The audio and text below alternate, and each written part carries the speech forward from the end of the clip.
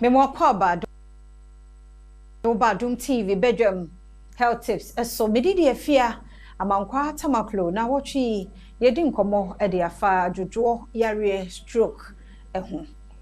Ono so yade a no ho ahomete pa. Komo se de oboso a endpoint homeopathic clinic na daroma e de browo.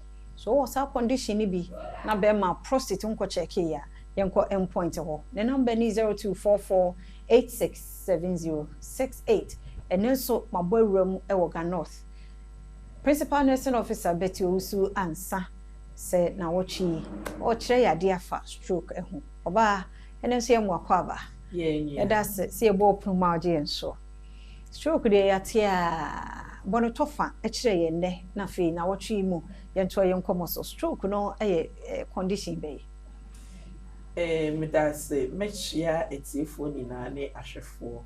Say you can stroke medically no your friend no cerebrovascular accident. Say yankwanhia eto adwene no ene ho niema ho.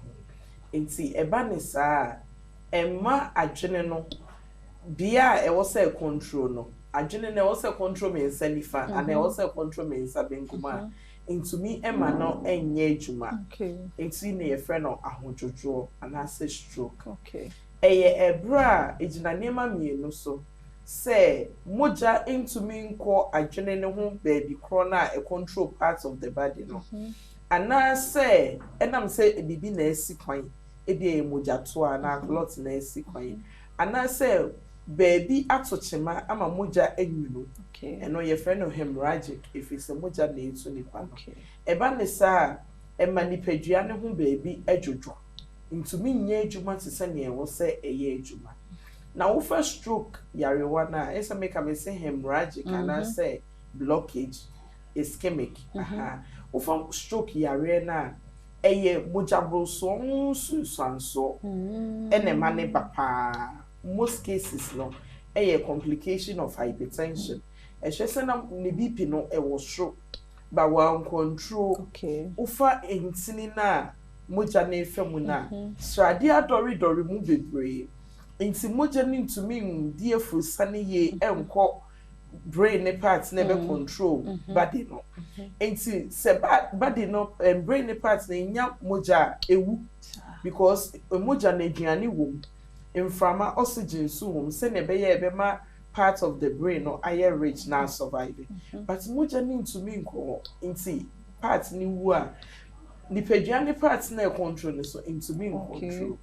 And I say a bibi na esi akwan ti se moja toa e bia ye fan se me bobo and I say menya accidents na ma hwe ho na bleeding bia akoso na human mechanism ye nipaduane mechanism no say moja bi ba ebo moja toa na bia moja toa ne na mint ni ma na ecology wo me brain ni ma na esi kwan a parts of the body na e basic coin and de ahojojo no eba ti anu etimi ye o baby a me patch etimi ye baby a mostly extremities no enti obi wo ho abehu ne fa na ajojo obi wo ho anefa anase ne stroke no wa ahode ba ne fa ne down no ni ahode enti ejina parts of the brain na stroke no okay na battery na ya na de na ye common e part no hwe a de ye common pa ye fa de no nipa ne fa no okay bon se ne fa otumi ka se nti bon se